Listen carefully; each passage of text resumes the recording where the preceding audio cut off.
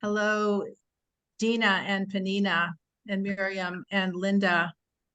And I think, is that Trudy? I think that looks like Trudy on iPhone. And Etta and Elisa. Nice to see you, everybody. And Devi. All right, let's start with our bracha on our learning. Hold on one second. Let me just admit one more person here. And then we're going to talk about All right, let's say our blessing. Baruch atah Adonai Eloheinu melech haolam asher bachar banu mikol hamim v'natan lanu et Torato.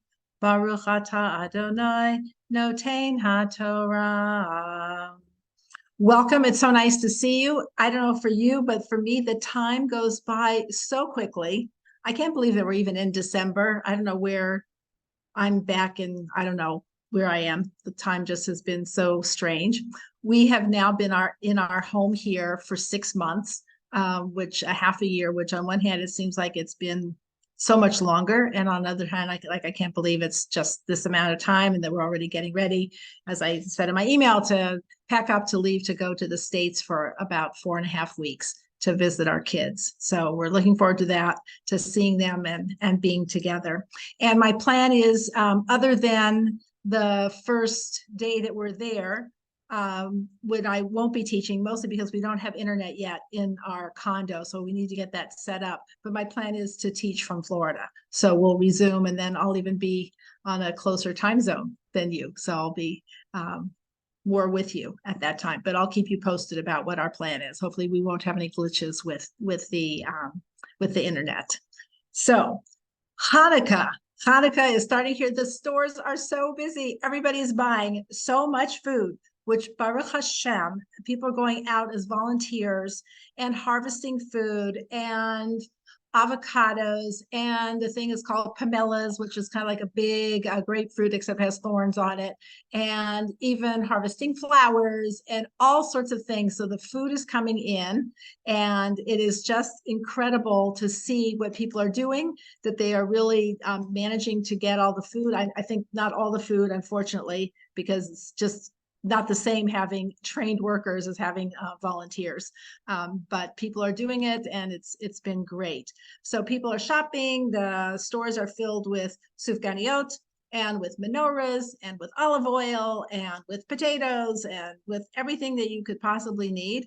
And it's really very exciting. It is funny though, because the stores are so crowded, like every single day. It's like, how much are people making? This is like, it's not like Rosh Hashanah. But I think because it's 8 days and people are getting together with their families, and I think people get together because this is a vacation time. People do have time off from school.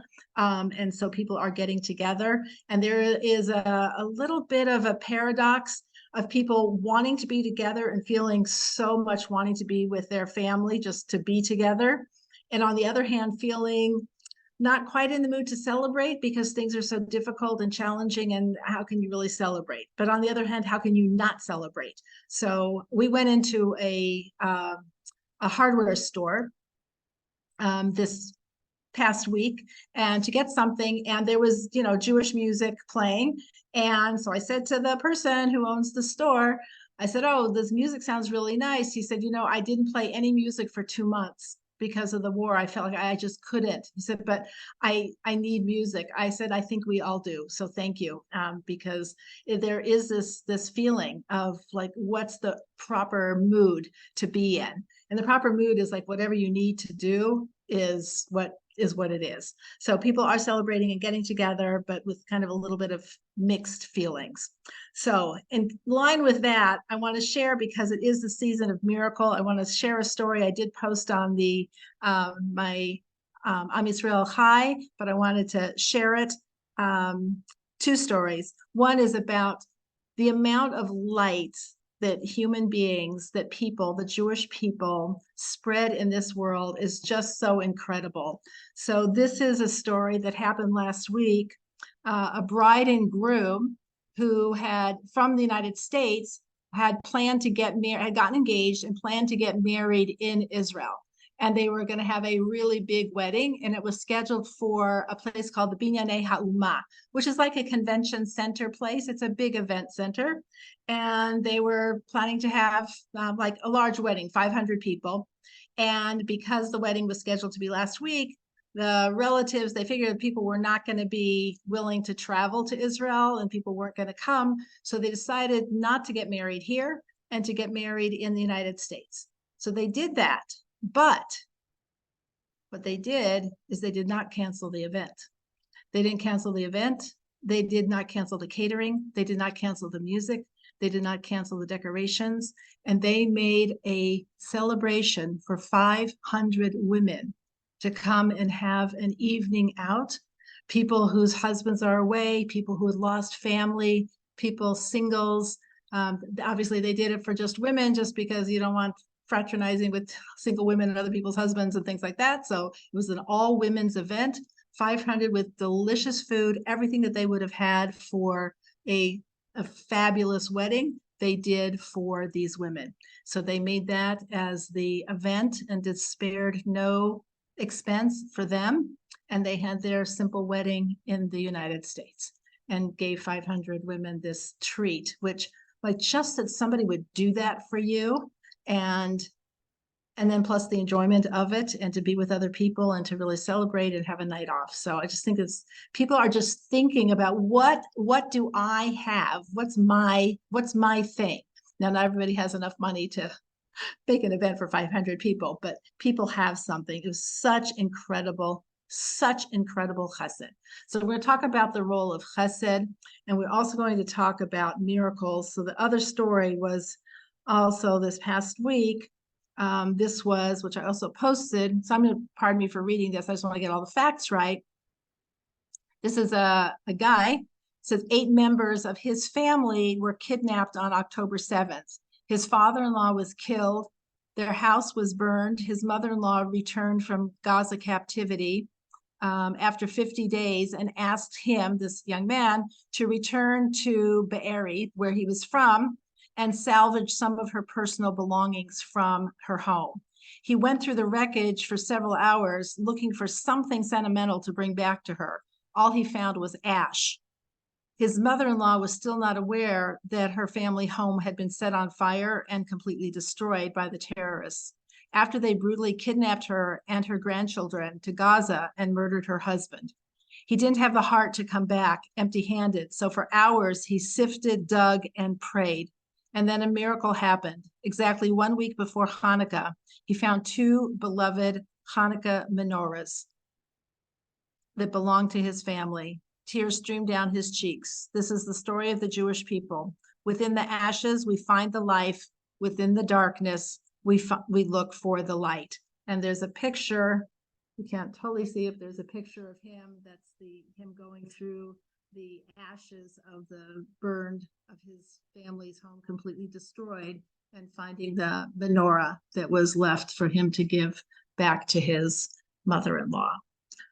So, people's acts of kindness, it can be something sponsoring a grand event, or it could just be an act of kindness, first of all, to spare someone and to do that effort. And I cannot imagine the horror of sifting through your family's destroyed home, and then the miracle of actually finding something that would be precious, and that it would be 2 menorahs the week before Hanukkah to have to light. It's like literally out of the ashes, and that is the Jewish people, always, always. We're like a phoenix rising out of the ashes.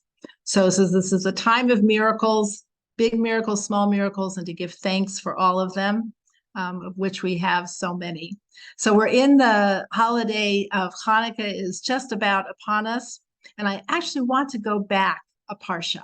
I want to go back to Parsha Vayishlach, because that is a beautiful connection specifically to the observance of Hanukkah and for the idea that I'd like for us to think about today.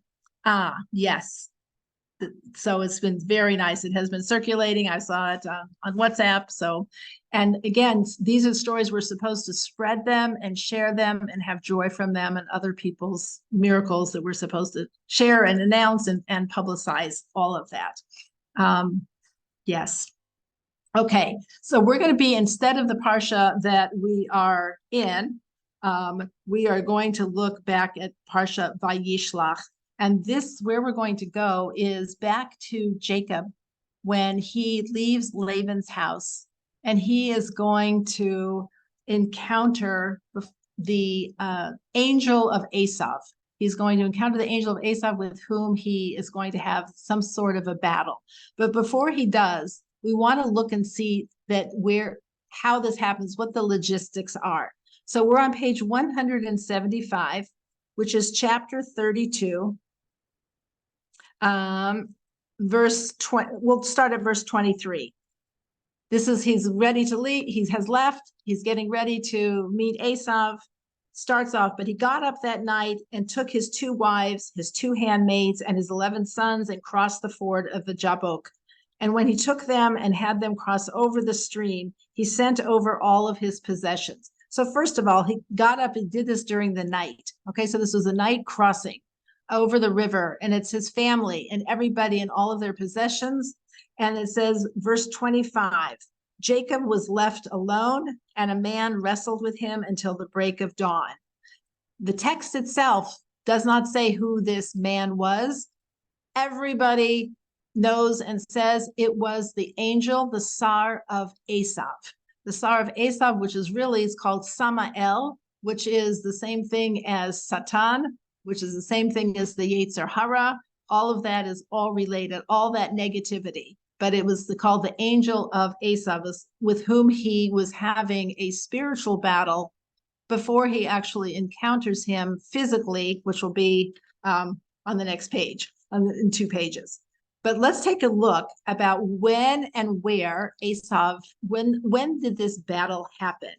So it says specifically, verse 25, Jacob was left alone. In the Hebrew, let's take a look at that. That's verse Chaf Hey. And it says, Vayivater Yaakov livado. That means alone. So the commentaries say, instead of saying livado, that he was alone because he was alone, it said he went back. And what did he go back for? All of his family, all of his possessions were on the other side of the river now. And now it says he went back because now he was alone. The only way he could be alone is if he went back, because if he was on the other side of the river, he'd be with his whole family and entourage, but he was alone. So it says, and what did he go back for? Since it said that he had already crossed over all of his possessions, he said, went back to go get a few little things. So it says, instead of reading the word levado, read it as likado, which comes from the word kad, for his little pitcher, like his little vessel. Like a kad is like something that he went back for little pitchers. And what did those pitchers have in them? The little kad. It says likado for his pitcher. It says it had oil in it. It had oil in it. It says, what was the oil? It says this was oil, according to the Midrash. This was oil that had been extracted from the olives that were on the olive branch. Where do we know of an olive branch?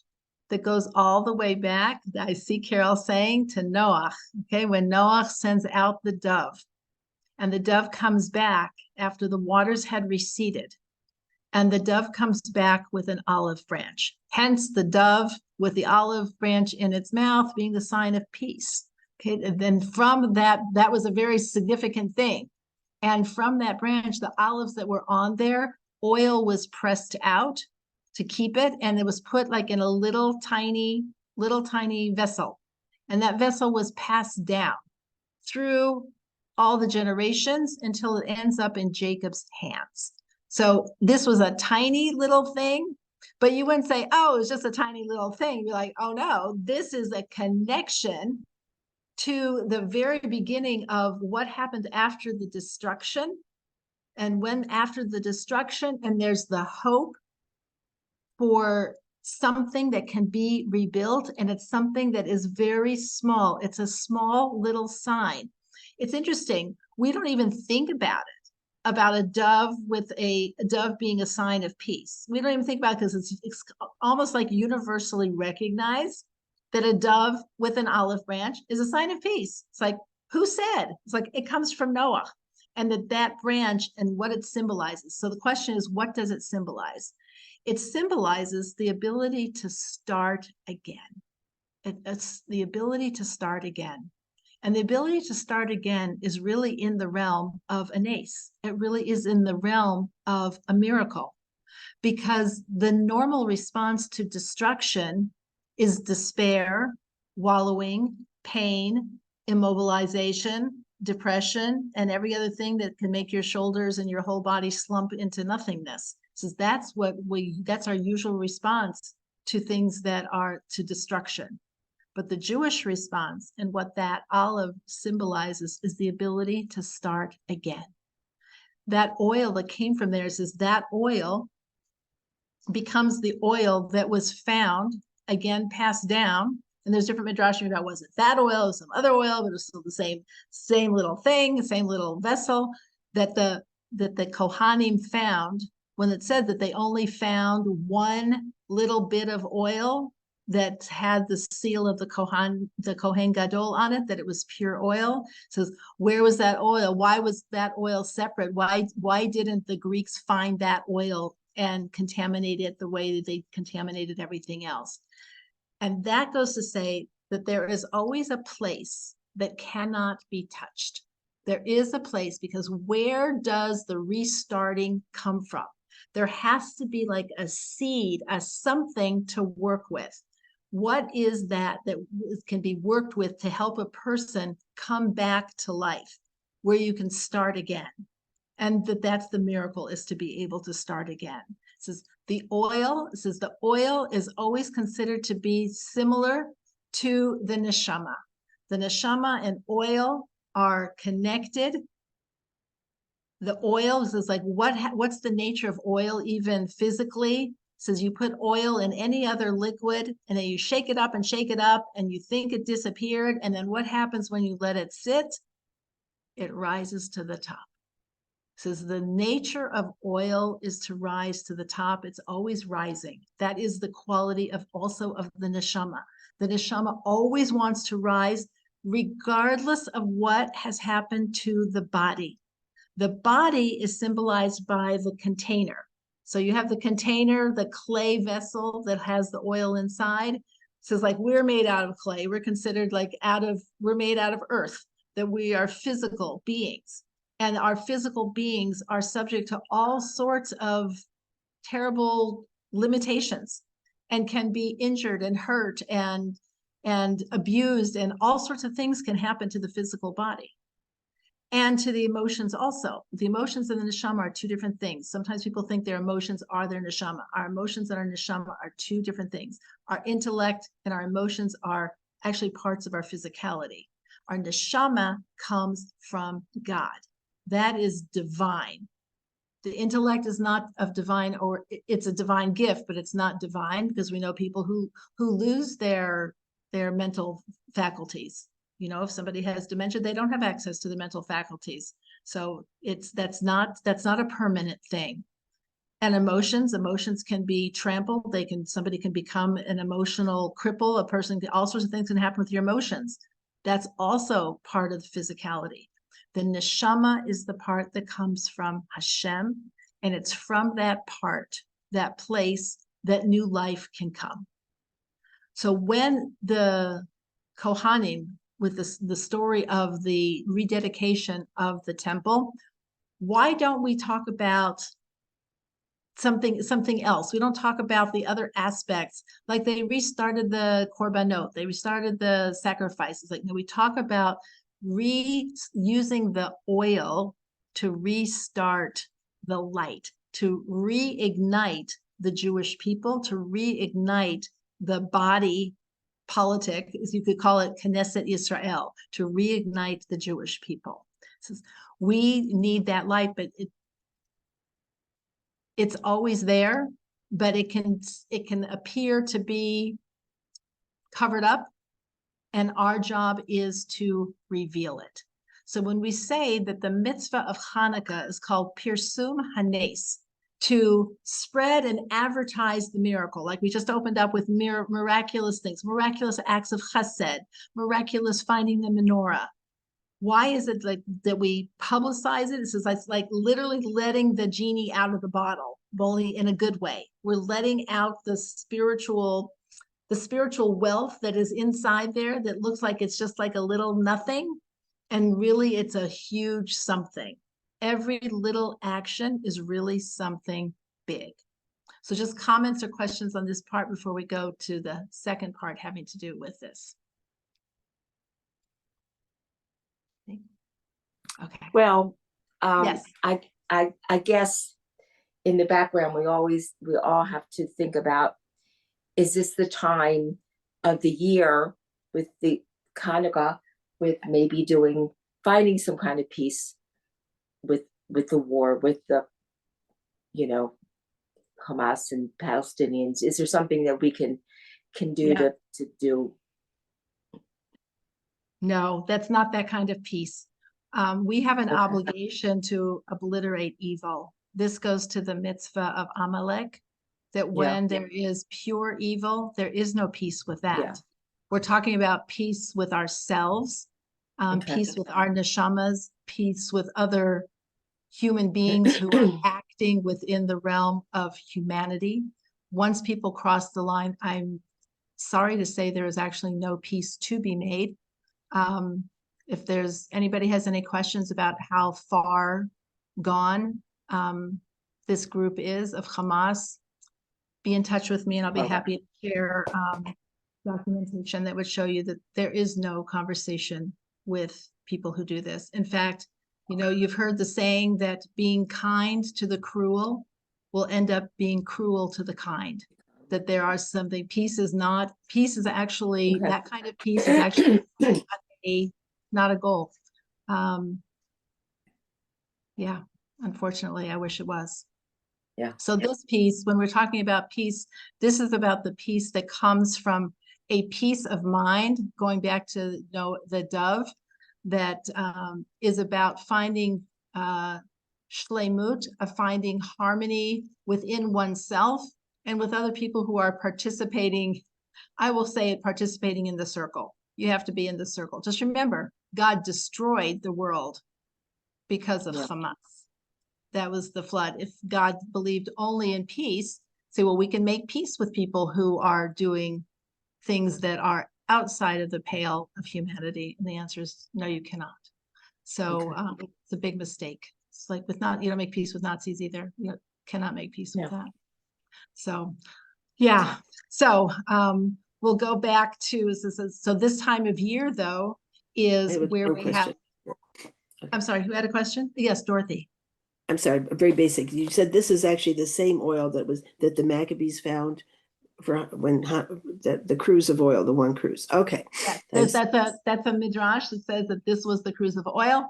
And the reason they found it is because it wasn't with the rest of the oil. It wasn't with the regular supply of oil that the Greeks had, defiled, whatever they did. They had I don't know what, pigs spit in it or something. Who knows what they did? Because they turned the temple into a stable. So there was excrement and all sorts of things. So this they didn't find. And this is on verse 25. I don't see it there. 32:25. Is that what you said? So it says where it says he was left alone, livado, and the sages say. Yeah. And the man wrestled with him. Well, but before you see the wrestling, the very beginning of verse 25, Jacob was left alone. Yeah. Just the word alone. In Hebrew, that word is livado. Okay. So the sages changed the word. Yeah. Right. He said, don't read it as livado, read it as likado. Likad shelo, to his little vessel. I see. Are we allowed to do that, to change the? Absolutely. Oh yes, that's a huge thing. Many sages and Rabbi Samson Raphael Hirsch. Yes. So we don't say that the Torah says that, but it says that we can understand that vet and the chaf, because they look kind of similar, they can be transposed to understand why he was alone, what he went back for, because you have to say, what would he go back for? Why did he have to go back? And why would he go back? Otherwise, that was the beginning question. That's the beginning. So that's the question. So all these things are not coming from out of thin air. They're coming because there's a question. Why was Jacob alone? Why was Jacob alone? And then the question we want to ask then is about this oil. So going back to it, about starting again. So starting again with Noach and the oil, and having that itself is a miracle, to be able to go beyond your natural response. We had a group of women that got together for learning about emunah, about, having faith and trust in Hashem. And one of the women said, she goes, I just don't know how I would do if I were tested in my emunah. So someone said, what do you mean you don't know how you would be if you're being tested? We are being tested. We're in the test. It's like, what do you do when you have an existential threat to your existence? That you we are the eternal nation. Okay, I know that and I believe that, but then how does that impact my day? How do I live with that knowledge? That doesn't mean that I walk around and, walk across the highway and say, hey, I'm an eternal nation, so I'll just, do whatever I want. That's not what it means. The nation is eternal, and each person is still obligated to take whatever reasonable steps a person should take to stay safe. But when we say, oh, I don't know how I would do if I was tested, we are being tested. We're in the test. So here we are all the Jewish people are being tested. You are all being tested also. All of us are being tested. And what's the test? The test is can we connect to the spiritual core of our lives and the spiritual core of the world? Can we, first of all, have clarity about what is darkness and what is light? Hanukkah comes at the darkest time of the year. It comes at the darkest time of the month. And Hanukkah is the only holiday that crosses and includes 2 Jewish months. It includes a Rosh Chodesh. No other holiday includes a Rosh Chodesh in the middle of it. So we will have Rosh Chodesh Tevet occurs during Hanukkah, which means that we go to the time of the darkest of the darkest of the darkest. The days are short, the nights are cold. We're going through a new moon. So between the moon and the sun and the weather, we got darkness, darkness, darkness. And this is when, not because it evolved, because all humanity has always been interested in light, as the spiritual recognition of what is the power of light. What is the power of a little bit of light? And that is the story of Hanukkah. Remember growing up, out in Littleton, you see people's beautiful Christmas decorations and their houses are all lit up and everything. And then we have our little tiny menorah in our window. And it's or you go to the mall and they have a little menorah and then they have the Christmas tree. I was never really a big fan anyway of having that, because it's Hanukkah is not the Jewish Christmas. So I don't think it really needs to even be there at all, my opinion. But it did pale in comparison. It's so what is our holiday exactly? It's our holiday is about little tiny lights, little tiny flames. And the ability that's unique about a flame is a flame can light another flame without losing anything itself. This is when somebody has the spiritual perspective that my light can ignite someone else's light without detracting from my light, and in fact create more light for both of us or all of us, that is a spiritual frame of mind that alters the way you act every day. Because when Jacob in a little while is going to meet up with Esav, before he meets up with Esav, he sends a tribute. He sends a whole lot of cattle and sheep and all this stuff to him as a gift, trying to hope that he's not going to attack him and kill him. And when Esav is going to accept it, at first he says, Esav says to Jacob, this is on page 179, chapter 33, verse 9. Esav says, I have plenty, my brother. Let what you have remain yours. I have a lot. But Jacob said, no, I beg of you, if I have now found favor in your eyes, then accept my tribute for me, inasmuch as I have seen your face, which is like seeing the face of the divine, etc. Please, verse 11, please accept my gift, which was brought to you, inasmuch as God has been gracious to me, and inasmuch as I have everything. Yeshli kol. I have everything. What does that mean? I have everything. He doesn't have everything. He just gave hundreds of thousands of sheep and flocks to Esau. So you could say, well, I also have a lot minus all the things I just gave you 5 seconds ago. But he says, no, I have everything. So what does that mean? I have everything? It means I have everything I need that Hashem wants me to have to fulfill my purpose in this world. That's all I need to know. It says, I have everything that I need to fulfill my purpose. And my having given you what I gave you is only to fulfill my purpose. So I still have it.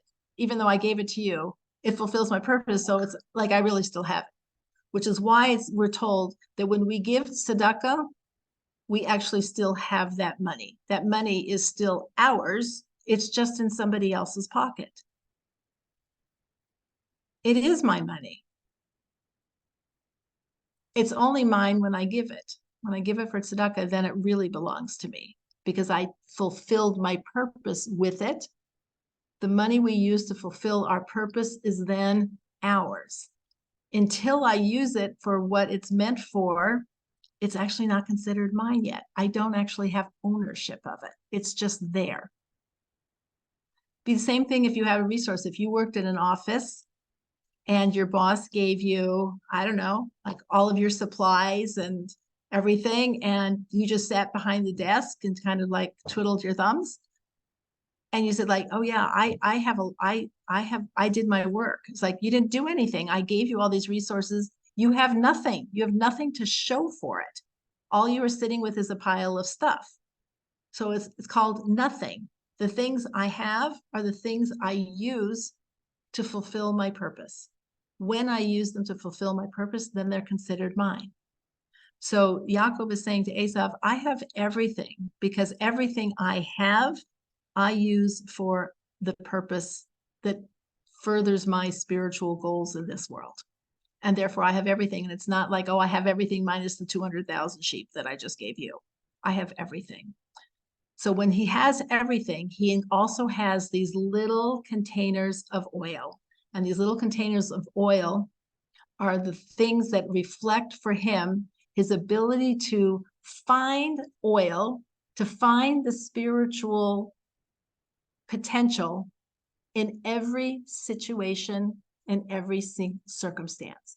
Where do we usually look for spiritual potential or potential for anything? It's like we usually look for the big opportunities. Like I said, I'm not going to be somebody who's hosting a meal for 500 people, maybe 2 people, like maybe make a cake or something like that. It's like wherever it is in fact, the people who are the greatest people, I listened to a wonderful story, it says the people who are really the very high level people are the people who care about the little tiny things, the little moments, who care about the small interactions with other people, who take the time. Some people have it as their thing that they will always be the person who greets another person first. Do you ever find yourself in a social situation where it's like so-and-so did not say hello to me? Why didn't they greet me? They didn't greet me. I'm like, did you greet them?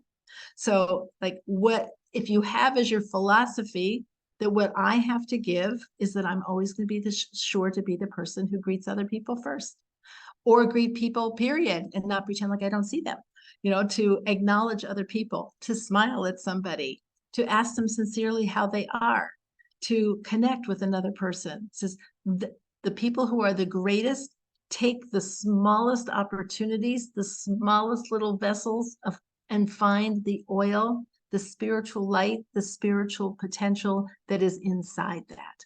A person who's an Esau person is concerned with only a lot. I will talk to the people who are important. I want to sit at the table where the important people are sitting.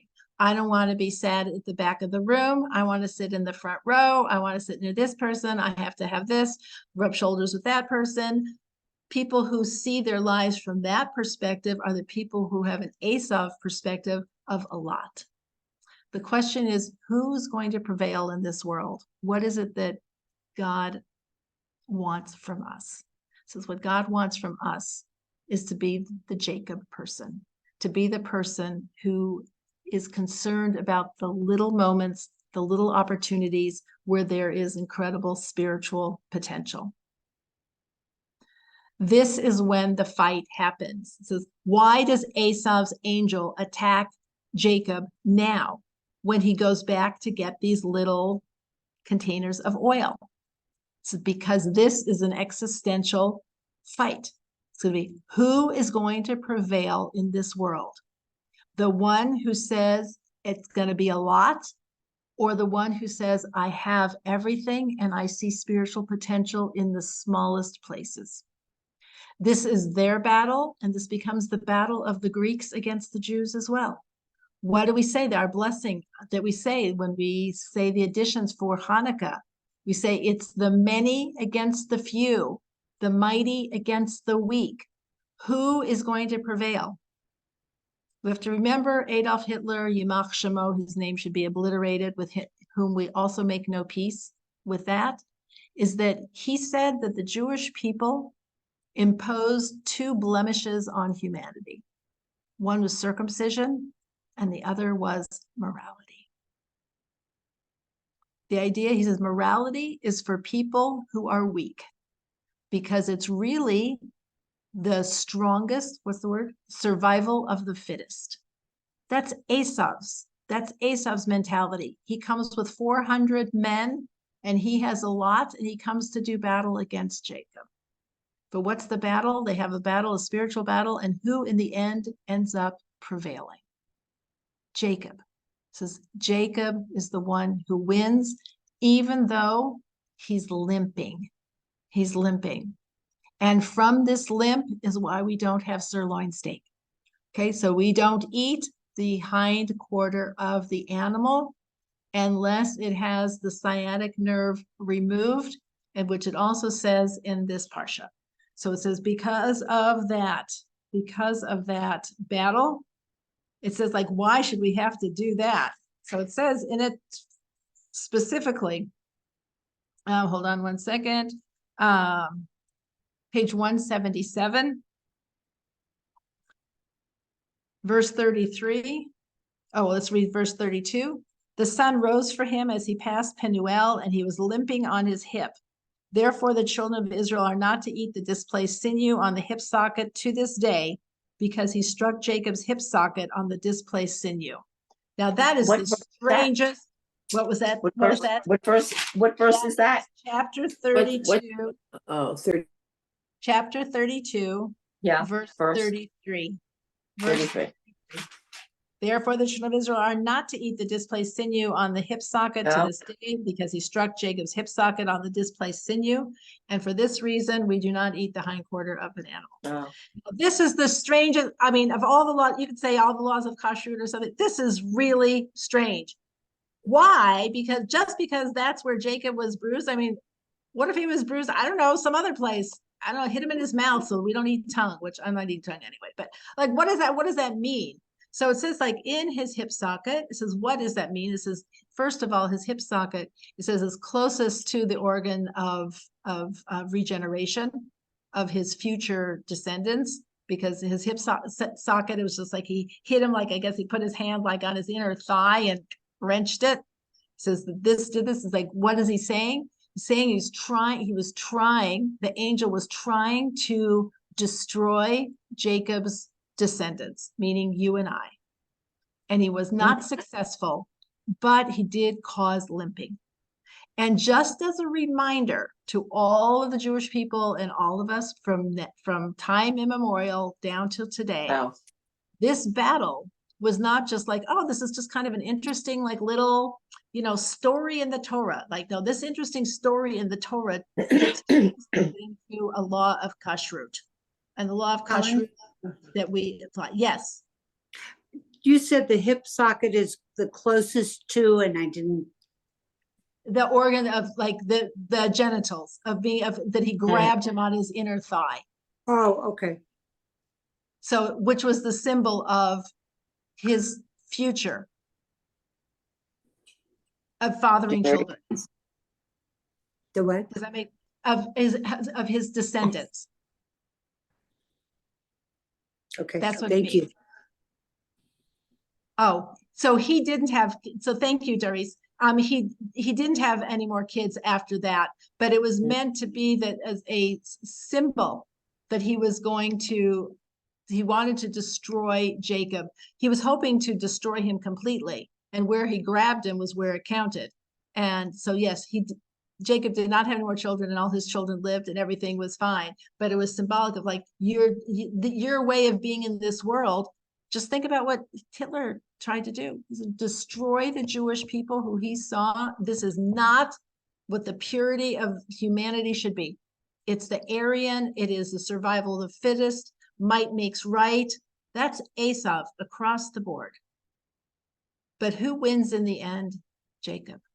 Limping, but winning. So we have to remember that, because this scene has repeated itself over and over and over again, as we see now. Now we have a cult of death. We have the Hamas leaders who themselves say, those wimpy Jews love life, and we love death. So it doesn't get any clearer than that. It's like, that is like, because and look how they present themselves. It's all about the physical, our ability. We can harm you to the nth degree beyond what anybody could fathom doing to another person. We can do that to you.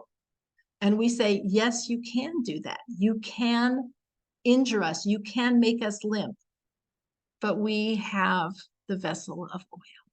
We have that oil, that neshama. We have that spiritual connection that is indestructible. It is indestructible because it has a divine source. So when we talk about the lighting of the Hanukkah candles, that's what we're really talking about. The oil is really, ideally we burn oil.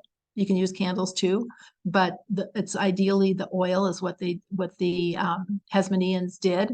So, and what did that symbolize? That these little tiny lights are more powerful than anything else, and in the end will prevail. And it's a tough battle, because we have to remember it's Judah Maccabee. We learned about the Maccabees.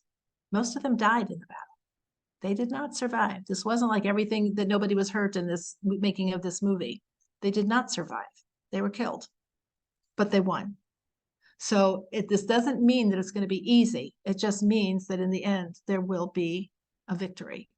So when we light those candles and we see those little lights, and you light them, unlike Shabbos candles, which you light while it's still a little daytime out, Hanukkah candles you light when it's dark. Okay, once it's night, you light your Hanukkah candles, because you need to see the contrast between light and darkness, which is the contrast between good and evil, right and wrong, truth and falsehood. We're told that looking at the lights, because you're not supposed to use them. You are not supposed to use them for anything. You're not supposed to like read by them. You can use your Shabbos candles. If you want to do something, sing by them, use them as light, you can, but not Hanukkah. The Hanukkah candles are meant only to look at them. So what are you supposed to do? I'm like, okay, I'm looking at them. Oh, that's true. Thank you, Cheryl. Except on Friday. Thank you very much. We must light Hanukkah candles when it's a little bit daytime, because they must be lit before Shabbos candles. However, they need to burn into the night. So you need to get something that burns longer than maybe your standard Hanukkah candle. Maybe you can use even Shabbos candles and light however many candles that is for that night, because they have to last into the night, but they do need to be lit before. But we are told that looking at the flames heals our eyes. Doesn't mean like throw down your crutches, like throw down your glasses and you'll have perfect vision. What does that mean? It means it clarifies perception. We're seeing today such warped perspectives around the world of people who we thought we knew and understood, and we may be related to some of them. People whose perspectives have been, contaminated, poisoned, I don't know what you want to call it, corrupted. It says that this was another reason why the oil needed to be pure. Because a very interesting halacha. Halachically, guess what? They didn't actually need to use pure oil. for rededicating the menorah in the temple. If you didn't have it, so you didn't have it, you use something else. But the Kohanim and the Jewish people wanted it to be pure. Why? Because they were starting over. And when you start over and when you're starting something new, you want it to be the best possible.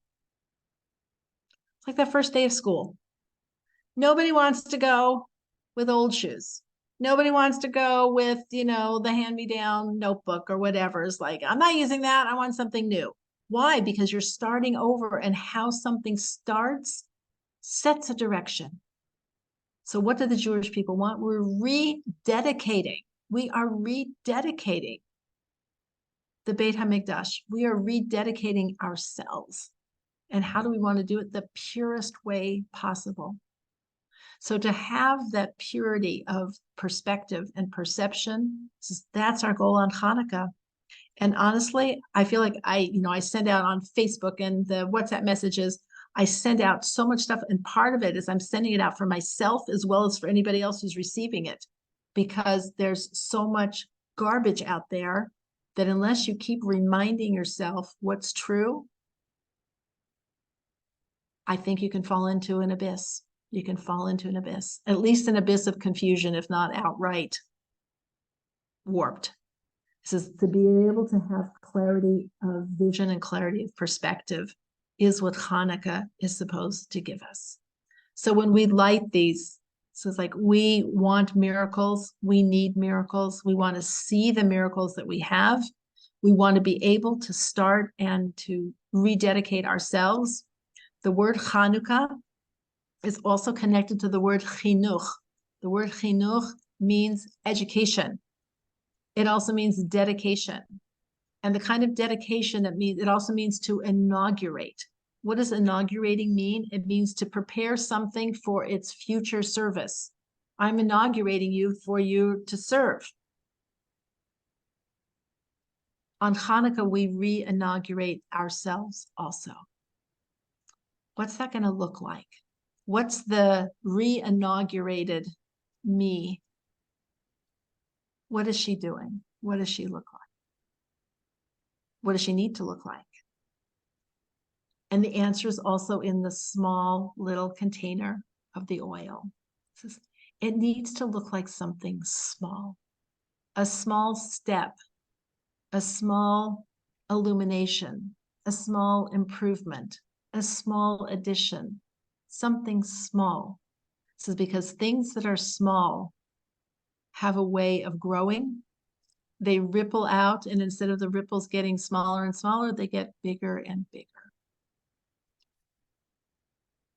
I just learned today a fascinating connection. When we talk about God's 13 attributes, one of the things we say is God is Notzer Chesed La'alafim. That God preserves kindness to the 1000th generation, which means that our acts of kindness that God preserves kindness to do for us, that an act of kindness that we do, a tiny act of kindness, is preserved. You could say the reward for it, and it could be preserved for a day, a year, 100 years, 1,000 years, and the benefit of that act of kindness can be used. It's in an account to be accessed by a descendant of ours in the future, a friend of ours in the future, the Jewish people in the future. But I always thought of it as being just preserved, like intact. But it says that the word notzer is related to the word to blossom. And what happens to a little seed that you plant? It grows. And in fact, the longer you leave it, the bigger it is. It's always fascinating. Isn't it fascinating? Like you see like a huge tree to think that it started from a seed. It's like, really, how is that possible? How is that possible? This is that Hashem may need to keep the act of kindness until it grows big enough to be used for something big later. But we shouldn't think, I did something nice and I don't see any payback from it. that reminds me of like when my mother told me that when she first, as a child, they moved into a house and she had a garden. She was so excited. And so her mother bought her seeds and she planted them. And every day she went out and uncovered them and took them out to see if they were growing. And you know what? They didn't grow because she kept taking them out of the dirt to look at them. So it was like, no, in order for it to grow, it actually needs to go undercover and it may need to sit there. And you think like, there's nothing here. But actually there is something there because Hashem notzer chesed la'alafim, preserves and blossoms and grows that chesed to be used at the time that there's no act of chesed that goes unrecognized, unrewarded, unacknowledged, unused in any way, which means that I can do the tiniest thing and it will have infinite consequences.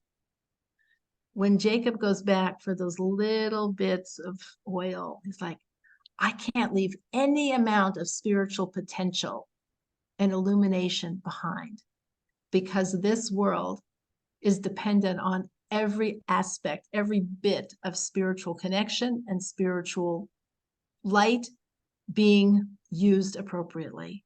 And it is right then that Esau's angel comes to do battle with him. It's like, I don't want this to prevail in the world. It's interesting that Hashem is often referred to as a man of war, an ish milchama, which we don't like that because we don't want to say man and we don't want to say war, but he's called an ish milchama. So it's like, what does that mean? It says that God causes wars to happen. Why? What does that mean? It says when there is something about to happen that is amazing, it triggers a counter force of negativity to try to prevent it. We call that, and then that counter force will try to attack that which is good in order to destroy it. We call that war.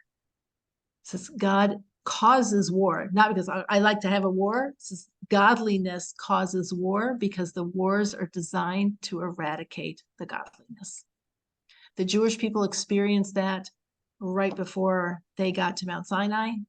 They experienced that right before they entered the land of Israel. All of a sudden, all these enemies come around, try to wipe us out. It's like, why did they show up then? It's like, because we're ready to go into the land of Israel.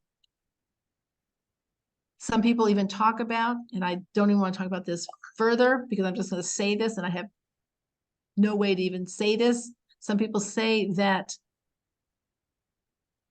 contrary to what people say is that Israel, the land of Israel, the state of Israel came out of the Holocaust, that it's the opposite.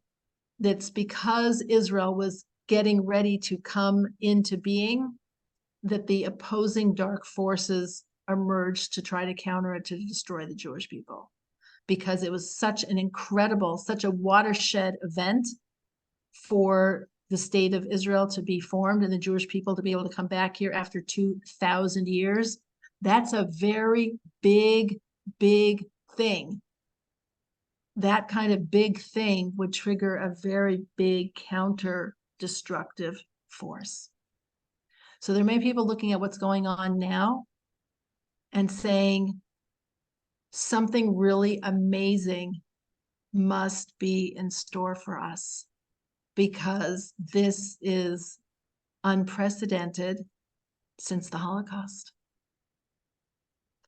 So I'd like to believe that. And so I'm putting it out there. Something similar after September 11th. Yeah, we don't know how these things work and we're not in God's head, and I don't pretend to be it. My prophet license never was even issued, let alone is it still in effect. We don't have prophecy, but we do have a way of looking back and knowing that when we look at things from a purely Western mind, political, this causes this in a linear way, we might be missing a whole lot in understanding what caused what. We don't really know. We do not really know. We don't know. And that's not so comfortable. We don't know. I spend endless hours trying to think this through. I haven't gotten anywhere.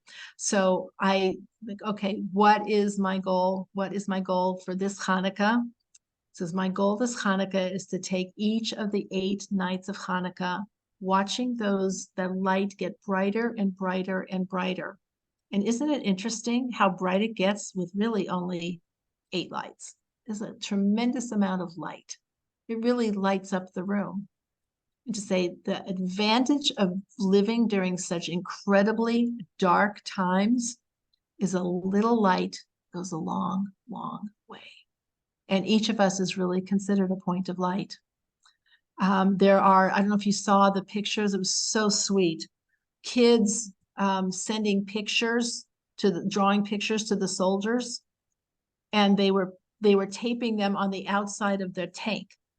So it was like the tank was covered with all these pictures drawn by all of these like little kindergartner and first graders. And the soldiers are saying, this is what protects us. This love and support that is coming from these children, that's our defense.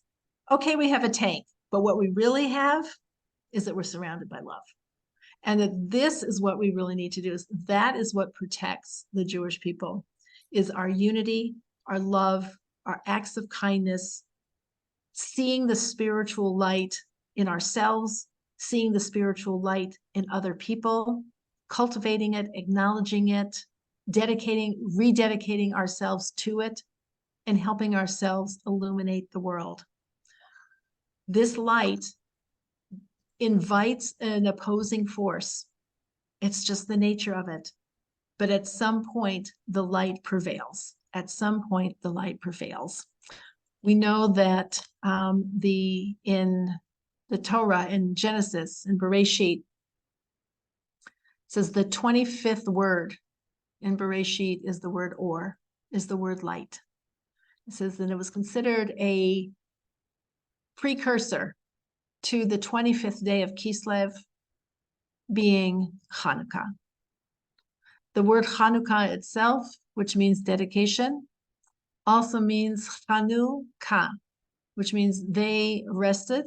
Chanu, like having, they stopped, they had a rest. On Ka, Ka is Kaf Hey, that equals 25. They had rest on the 25th of Kislev. So did it just happen that it was the 25th of Kislev? It's like, no, looking back, I was like, no, we already saw that the 25th word in the Torah was already light, and that light was not the light of the sun. That was the spiritual light of the world. God created that kind of light. The other planets and sun and all that, that's like on a different day, day 3 or 4, or whatever it is. But the light that we're talking about is spiritual light. It's 25th word, a hint, a remez to Hanukkah. The menorah is the symbol that we have, and it's a symbol of the Jewish people, of the state of Israel. That's on the emblem, that's in front of the Knesset, is the menorah. The menorah is about the spiritual light that we have to be an or legoyim, a light unto the nations, and the light is the light of clarity about what the difference between right and wrong, good and evil, truth and falsehood. And never before has it been so painfully obvious that the difference between those things is not perceptible by some people, by many, many people. We think it's an automatic, like, how could you not see this? We want to rehabilitate our eyes and make sure that our eyes see clear light on Hanukkah, so that we at least have that clarity. We can inaugurate ourselves, rededicate ourselves to clarity, rededicate ourselves to spiritual connection, knowing that it's done one little pod at a time, one little vessel at a time. Each of us has so much spiritual light to shine into this world. You know, now that we're in Israel, we are eating pomegranates. So I opened a pomegranate last night. I didn't count to see if there were 613 beautiful little seeds in there, but I just love it that there's like, you know, the web of it. It looks like there's nothing there, and then you peel it back and there's a whole bunch more seeds. It's like, it's just full and full and full. And it says that this is really, it says like the Jewish people are filled with mitzvahs. Even the most ordinary person is just filled with mitzvahs, filled with spiritual connection, filled with light. And this is the time where we really need to let our light shine. So my bracha for us is that each of us will find the small little vessel ways and go back. They're worth going back for, to find, reconnect, rededicate, inaugurate a new year of spiritual clarity, of spiritual greatness that is planted just one little tiny thing at a time, nothing grandiose. We're not the big splashy people. We're just like the little lights, and to light somebody else. What is it? One of those songs, "Come on, baby, light my fire," or something. I don't think that's what they had in mind exactly, but maybe that is to light somebody else, because illuminating someone else never, ever takes away from us. It only adds more light for everyone. So I remember when our kids were little and they were watching TV, and one of them might have said to the other one, "I don't want you watching my show." Sitting on the couch, "Yeah, I don't want you watching my show. It's my show." Like, and how did two people watching the same show, like, how does that do anything? It's like, well, when you're 4 or 5, maybe it does something, 3, but it's like, the sun shines on everybody. Spiritual light is for everyone. And unless we put like a black something over it to cover up the light, light is for everyone. And the more light there is, the more light we give to other people, the more light everyone will have. We can do it. I know we can. We will do it. And this parsha from last week proves it to us that in the end, the little vessels of oil win. And we're the ones who will prevail, and it will be for everyone's benefit. I hope that the time comes very, very soon where the illumination breaks through the barrier that has been thrown down on us just unbelievably, and that we get through this. But we need to keep the faith in it and use the time of Hanukkah to really focus on that. So I think this year more than ever, I think this holiday is going to what is the phrase you said? Something about if you are kind, the kind to evil. If you are kind to the cruel, in the end, you will end up being cruel to the kind. That it's misplaced compassion. That's what happened when King Saul let King Agag live. He had been given the command to wipe out the Amalekites.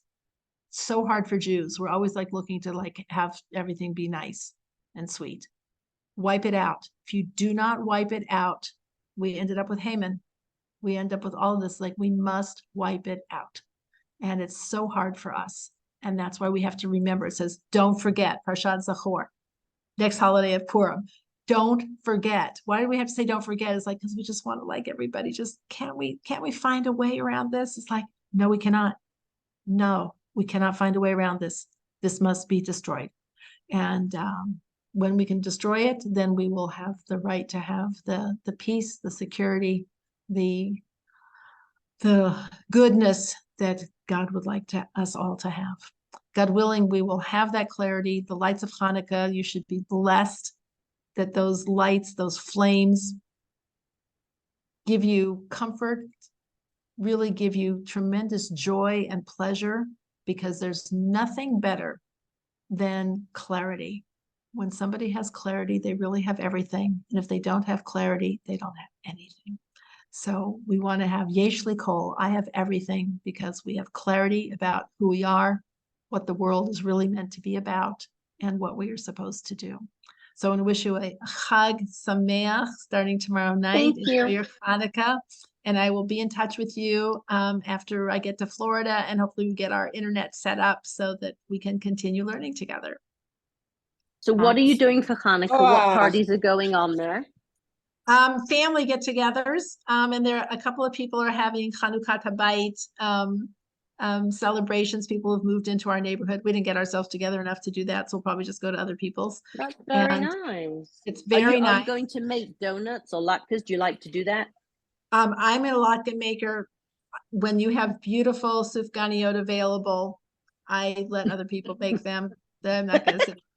Mine just Do like they all have Lelian, do they have gluten-free sufganiyot? It's just a dream because there's Yes, none they here. do. Yes, they Oh. do. In the frozen section. The next class is going to be on December, I think, 27th, whatever that Wednesday is. And I'm sorry to take an abrupt leave, but I'm going to go back to the bar mitzvah party that I left in order to have our class. Mazel Oh tov. my Safe gosh, travel, Enjoy. Salad. thank you so much. Thank you. Thank Have a you. good So much. Have a happy Thank you, Hanukkah. Alan. Talk Good to you job, later. Ed. Yasher Bye-bye. Koach. Everyone, lots of love Bye-bye. and light. Love and light. Love and light. Bye-bye.